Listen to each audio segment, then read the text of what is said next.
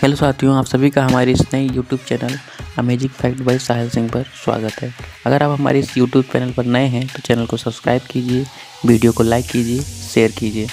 दोस्तों, आज हम एक नए टॉपिक पर वीडियो लेकर आए हैं जिसका नाम है भोपाल गैस ट्रेजेडी। क्या था भोपाल गैस ट्रेजेडी, आइए जानते हैं विस्तार से इसे।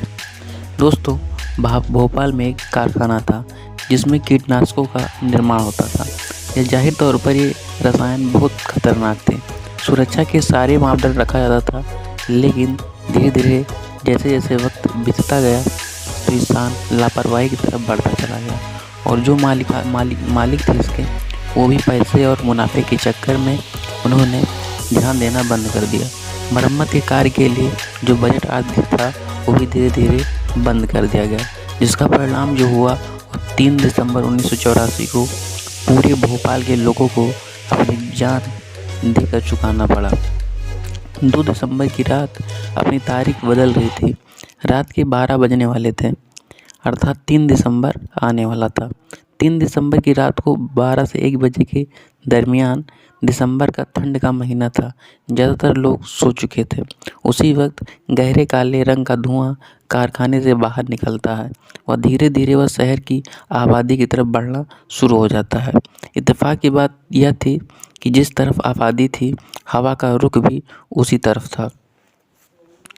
जब रात के 12 से 1 बजे लोग रजाइयों के अंदर सो रहे थे, चुपचाप में हवा में घुली यह जहर आबादी में दाखिल हो जाती है और लोगों को पता भी नहीं चलता। सबसे पहले इसका शिकार वहाँ के लोग होते हैं। सबसे पहले इसका शिकार प्लेटफार्म के लोग होते हैं। प्लेटफार्म पर ये धुआं पहुँचता है, वहाँ लोगों की सांसों में घुल जाता है। अचानक लोगों को सांस लेने में दिक्कत आने लगती है, उल्टी आने लगती है, लोग बेहोश होने लगते हैं, गिरने लगते हैं। तब तक किसी भी व्यक्ति को इसकी कोई जानकारी नहीं थी कि यह क्या है। धीरे धीरे ये चीज़ें और बढ़ने शुरू हुई। तब लोग इधर उधर भागने लगे। इससे बचने के लिए लोग भागना शुरू करते हैं। जो लोग भागते हैं सबसे ज़्यादा शिकार वही होते हैं। ज़्यादा दौड़ने पर सांस ज़्यादा लेते हैं, सांस ज़्यादा लेते हैं और जिसके कारण वो गैस उनके शरीर में और अधिक मात्रा में जाती है। जो लोग घर के अंदर थे, रजाई के अंदर थे, कंबल के अंदर थे, वे लोग इस गैस से बच गए, क्योंकि उस मात्रा में उनके अंदर वह गैस सांसों के द्वारा अंदर नहीं गई।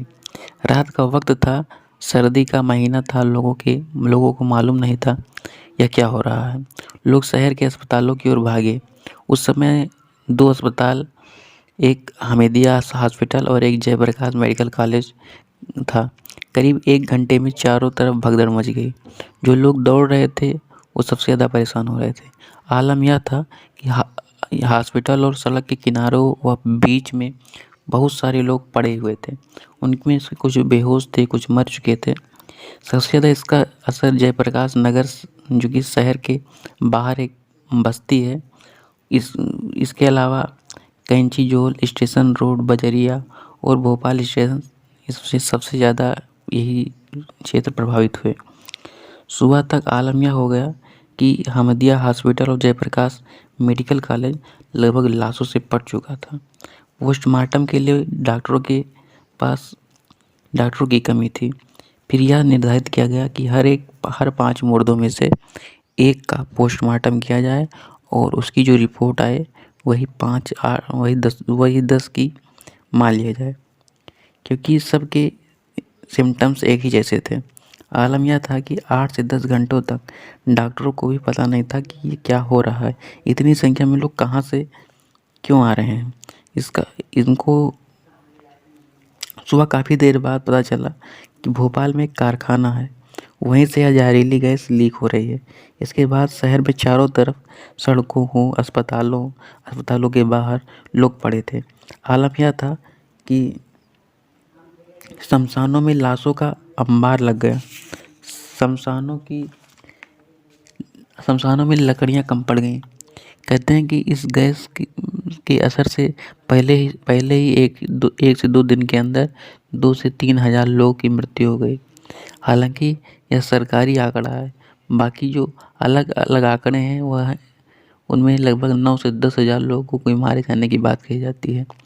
बाद में पता चला कि जो गैस काले रंग के धुएं की शक्ल में निकली थी वह मिथाइल आइसोसाइनाइड गैस थी, जो लोगों के अंदर जा रही थी और उन्हें हार्म कर रही थी।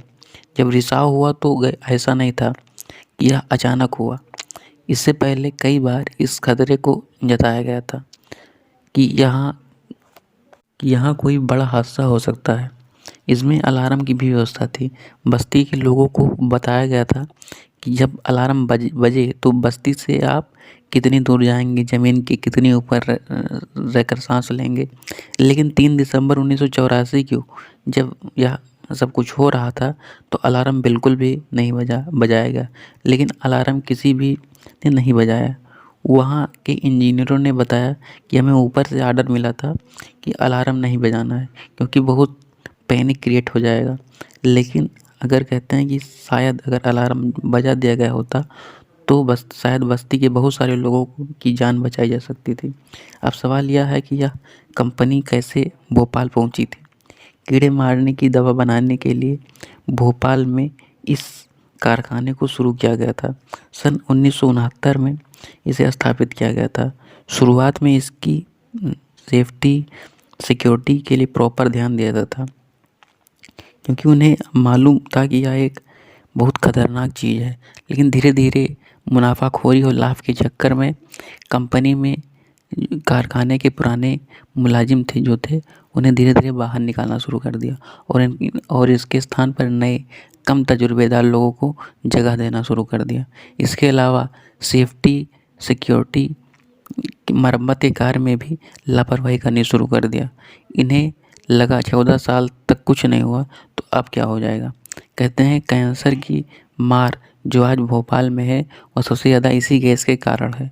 आज 35 साल बाद भी तीसरी पीढ़ी के बच्चे विकलांग पैदा होते हैं। आज तीसरी पीढ़ी को भी परेशानियां झेलनी पड़ रही हैं। लेकिन 2 लाख लोग अपाहिज, इस घटना में अभी भी 2 लाख लोग अपाहिज हो गए हैं।